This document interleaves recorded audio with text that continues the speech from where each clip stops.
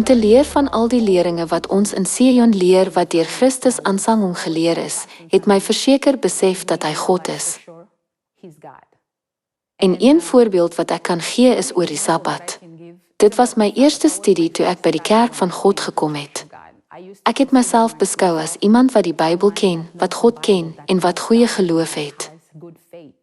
Toe ek Sabbat bestudeer het, was ek geskok omdat ek nooit gesien het dat Sabbat in die 10 gebooie was nie. Ek het nooit geleer dat Sabbatdag die dag was om God te aanbid nie, dat dit 'n teken tussen God en sy mense was nie. Ek was geskok en van daardie dag af het ek gesê, wat weet ek nog nie van God nie?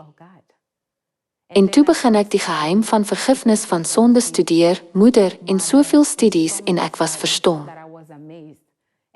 En ek sou broers en susters vra wat my leer en saam met my studeer.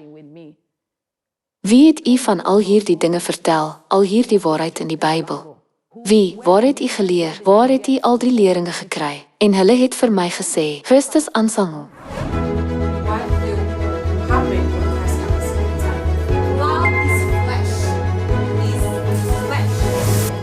Een ander ding wat my oor Vader Christus aansang laat besef het, was nie net dat hy profesieë vervul het en dat hy ons al hierdie wonderlike dinge leer wat ons in die kerk van God sien,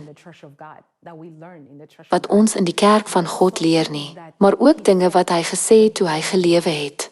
Hy het oor ons kerk geprofeteer, die manier waarop ons kerk vandag ontwikkel het, broers en susters wat uit verskillende lande kom, baie dinge wat Vader genoem het toe hy gelewe het, toe hy op aarde was, oor ons kerk wat waar is, wat tot werklikheid kom.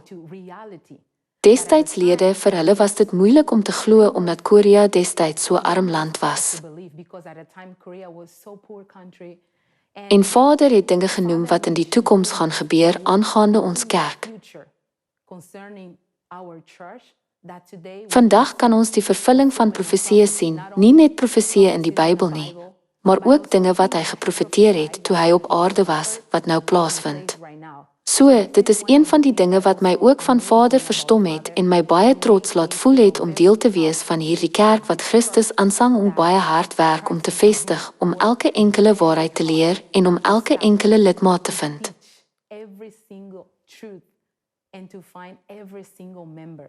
Ek sal altyd dankbaar wees, want as Vader nie opgeoffer het nie, as Vader nie gekom het nie, sou ons moeder nooit ontmoet het nie. Ons sou nooit in hierdie wonderlike kerk wees wat die wêreldsending genootskap kerk van God is nie. Ons sou nooit deel van hierdie wonderlike gesin wees nie en hoop vir die hemel hê.